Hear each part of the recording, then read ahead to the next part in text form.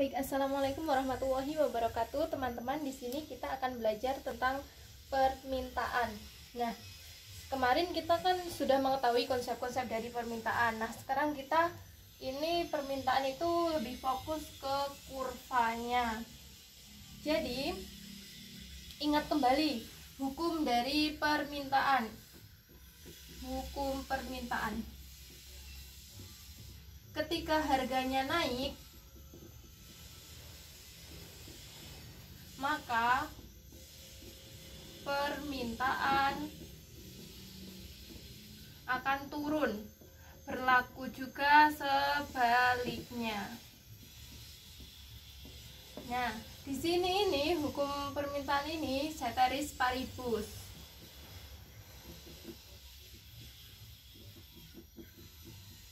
Atau faktor lain selain harga ini faktornya dianggap tetap.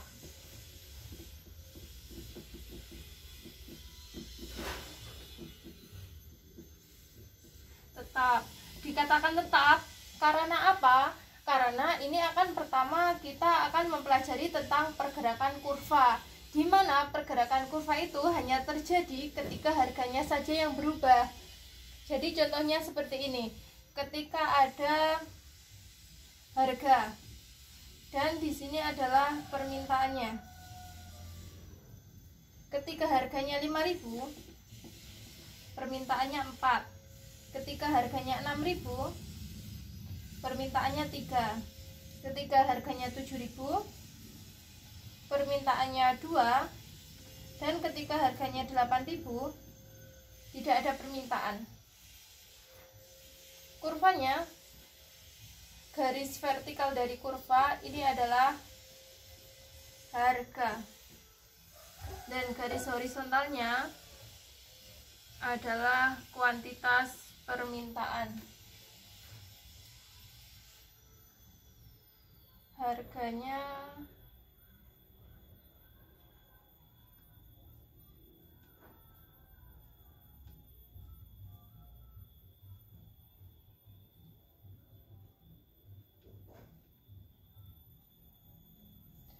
jadi ini harganya per naiknya per 1.000.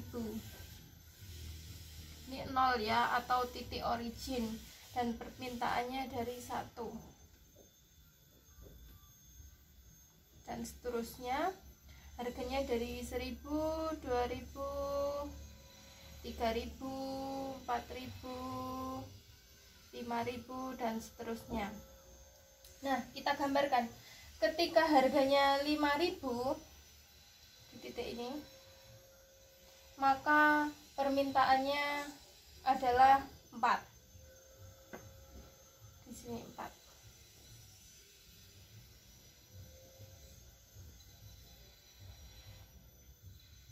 Ketika harganya 6.000, permintaannya adalah 3.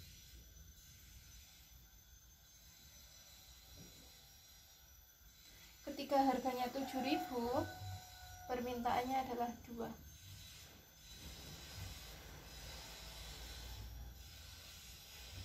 Dan ketika harganya 8.000, maka permintaannya adalah 0. Jadi di sini. Nah, ini adalah titik-titik dari permintaan. Nah, jika titik-titik ini digabungkan, maka ini adalah menjadi kurva permintaan atau demand. Nah, di sini kita lihat perubahannya. Perubahannya ini harga-harganya ya, dari faktor harga. Ini kalau sepanjang kurva perpindahannya dari titik ini ke titik ini atau ke titik ini, kita namakan titiknya titik W, X, Y, dan Z. Nah, ketika berubah sepanjang titik, sepanjang garis, maka ini dinamakan pergerakan kurva.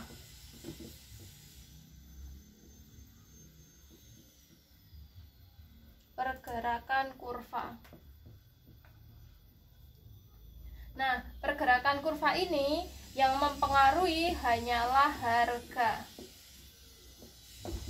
Oke, next kita bahas Selanjutnya nanti ada pergeseran.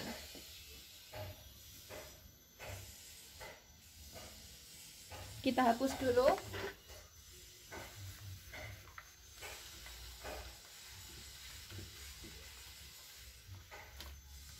Sekarang kita gambar kurva untuk mengetahui pergeseran kurva.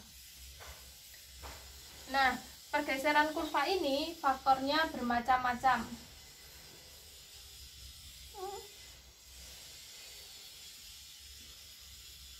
Ini harga, ini kuantitas. Nah, misalkan pergeseran kurva permintaan itu diakibatkan karena perbedaan jumlah pembeli.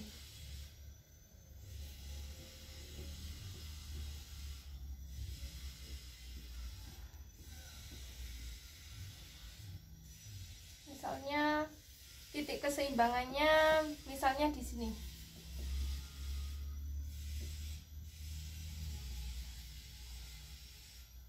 Kurva permintaan. Ini terhadap misal buah apel. Dimana ini harganya 6.000,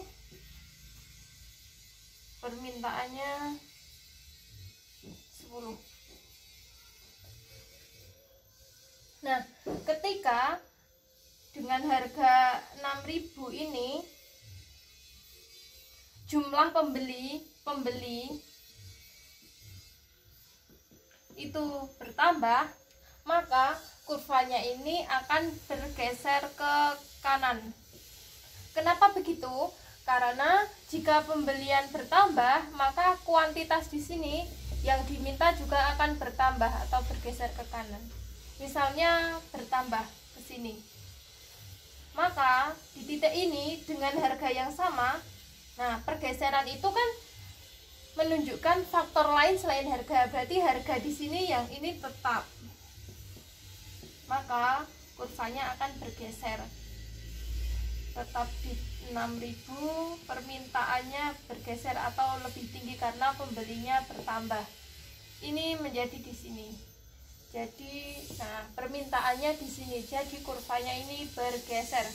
Kemudian jika pembelinya turun, maka kurvanya akan bergeser ke sebelah kiri. Kenapa begitu? Karena pembelian yang turun ini mengakibatkan kuantitas yang diminta, Q-nya juga turun.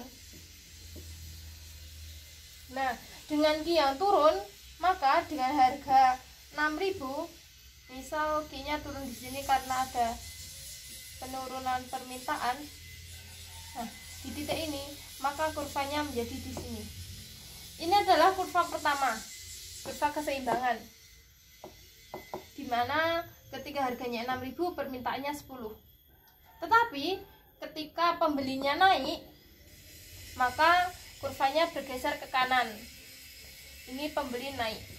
Dan ketika pembelinya turun, kurvanya bergeser ke kiri. Seperti ini. Oke, selanjutnya dari faktor pendapatan. Misal faktornya adalah pendapatan. Masih sama tentang permintaan apel.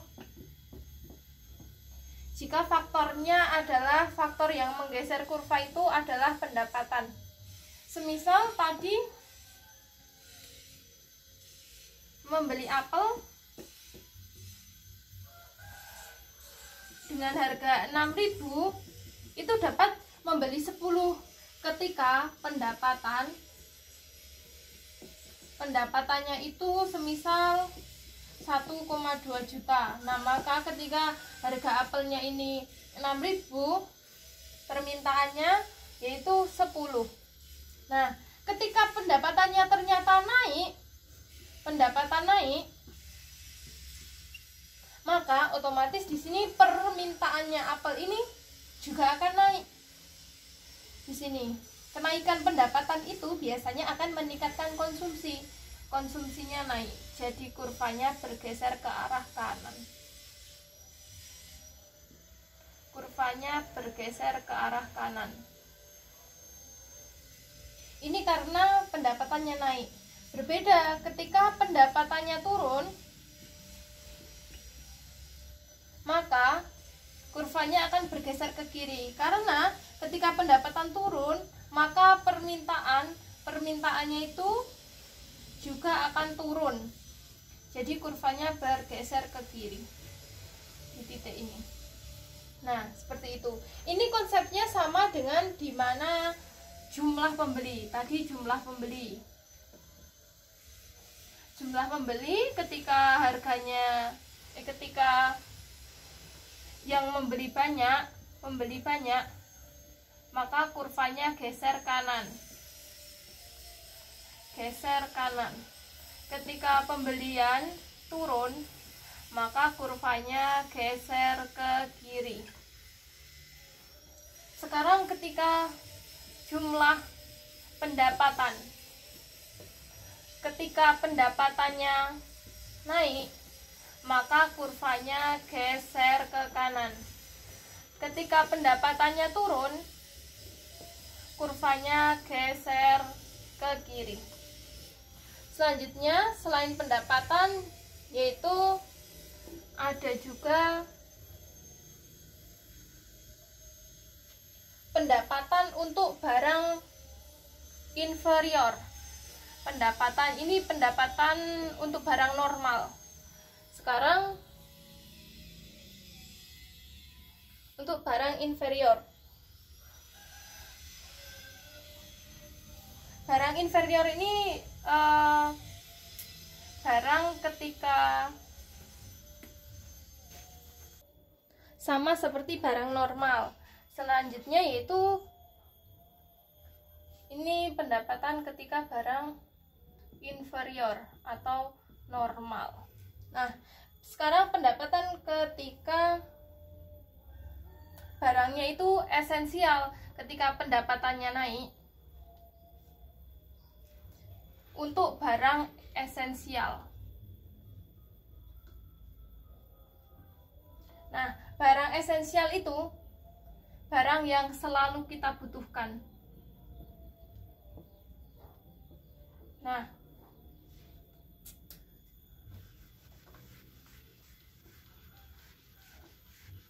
adanya barang ini, barang esensial ini, tidak akan mempengaruhi permintaan meskipun pendapatannya naik.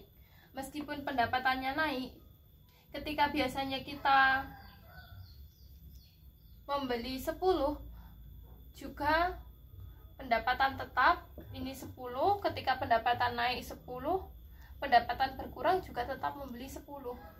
Nah, kira-kira apa ini? Ini adalah untuk bahan pokok. Nah, mau kita pendapatannya rendah atau pendapatan rendah atau pendapatan tinggi, makan tetap 3 kali sehari. Maka kurvanya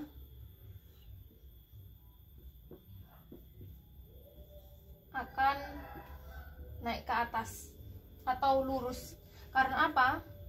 Permintaannya ini akan tetap sama di tingkat harga berapapun. Di sini mau harganya naik sampai berapapun, itu permintaannya akan tetap sama.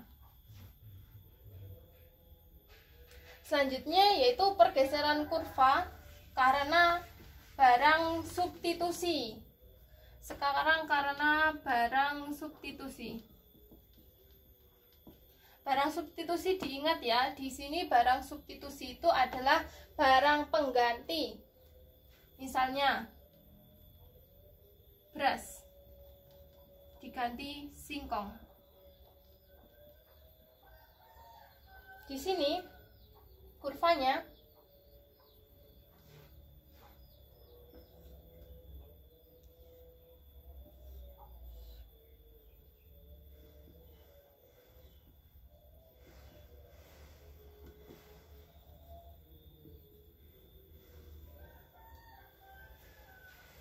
Misalnya awalnya harga beras 8.000, kita membeli 10 kilo. Tapi ketika harganya naik menjadi 9.000, kita hanya mampu membeli 6 kilo. Nah, dengan naiknya harga pokok naik, maka permintaan substitusinya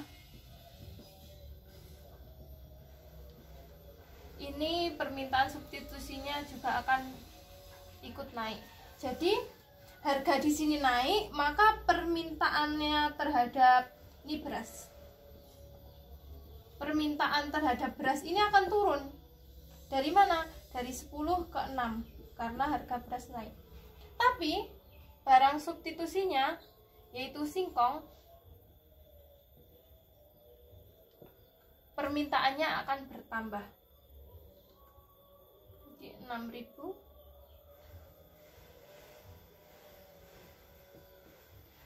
tadinya 6 menjadi 10. Nah, tadinya permintaannya di titik ini menjadi di sini. Karena apa? Karena kan beras, kita biasanya makan beras, tapi harga beras mahal. Maka kita berpikir, apa kira-kira yang bisa menggantikan beras, akan tetapi harganya lebih rendah? Maka apa? Singkong. Maka permintaan singkong akan naik. Selanjutnya, barang komplementer. Di sini komplementer.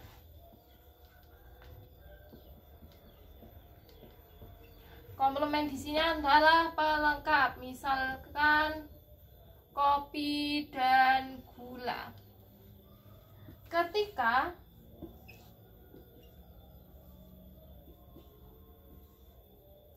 harga kopi naik dari titik A ke titik B, harganya naik P ke P1, maka ketika harganya naik, kita akan menurunkan konsumsi kopi. Dari sini ke sini turun, jadi di sini. Nah, ketika konsumsi kopi ini menurun, maka komplemennya gula, yaitu gula, maka juga akan menurun. Ini gula, dari titik ini konsumsinya juga akan menurun. Kenapa? Karena gula ini adalah komplemennya kopi, pelengkap kopi. Jika kita saja konsumsi kopinya turun, maka konsumsi gula kita juga akan turun seiring dengan konsumsi kopi yang turun. Oke, sekarang kita akan bahas tentang pergeseran kurva permintaan dikarenakan selera. Selera masyarakat terhadap suatu barang itu akan menambah permintaan barang tersebut. Jadi, ini adalah selera.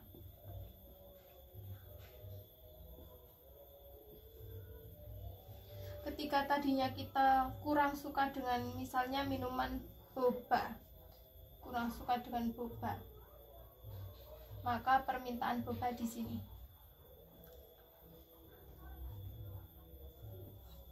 Tapi ketika kita seleranya terhadap boba ini naik, selera naik, maka tentu saja permintaan terhadap boba naik. Misal jadi 8, maka kurva akan bergeser ke kanan di sini. Ini karena apa? Karena seleranya meningkat. Selanjutnya, ekspektasi.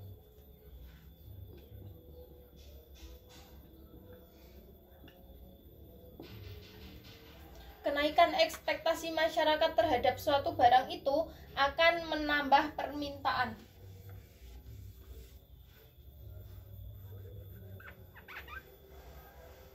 misalnya kita beranggapan bahwa barang ini bagus, kita menilai, kita setelah membeli tas atau makanan tertentu itu makanan yang enak misalnya, maka kita ekspektasi kita berarti bagus terhadap makanan itu, maka kita akan memutuskan untuk membelinya, membeli lagi, maka naik. Ketika ekspektasinya kita bertambah, maka itu akan menggeser kurva ke kanan. Itu karena ekspektasi. Jadi kesimpulannya tentang kurva pergerakan dan pergeseran kurva itu seperti ini. Jadi ini faktornya, ada harga, ada jumlah pembeli,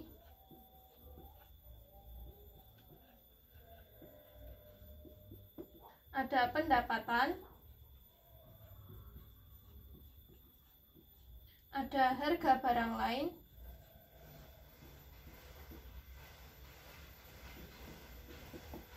ada selera, dan ada ekspektasi. Jadi harga ini akan membuat pergerakan sepanjang kurva.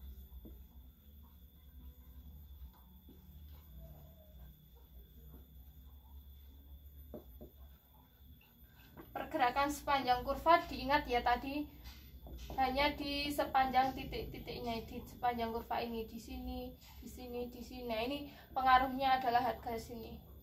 Pengaruhnya adalah harga bergerak sepanjang kurva. Sedangkan untuk jumlah pembeli, pendapatan, harga barang lain, selera, dan ekspektasi itu akan menggeser kurva. Bergesernya tergantung, ketika jumlah pembeli ini meningkat, bergesernya kanan. Ketika jumlah pembelinya turun, bergesernya kiri. Ketika pendapatannya meningkat, bergeser kanan. Ketika pendapatan menurun, bergeser kiri. Ketika harga barang lain itu ada substitusi, ada komplementer. Jika substitusi atau pengganti harganya naik, maka cenderung bergeser ke kanan. Ketika substitusi ini, barang substitusi turun, pendapatan dengan itu maka turun. Nah, sedangkan untuk selera, ketika selera kita naik, ini bergeser ke kanan. Dan ketika selera turun, bergeser ke kiri, kurvanya bergeser ke kiri. Dan ketika ekspektasi terhadap suatu barang naik, maka kurva bergeser ke kanan, dan ekspektasi terhadap suatu barang turun, kurva bergeser ke kiri. Oke, sekian dulu tentang permintaan. Kita lanjutkan lain kesempatan. Wassalamualaikum warahmatullahi wabarakatuh.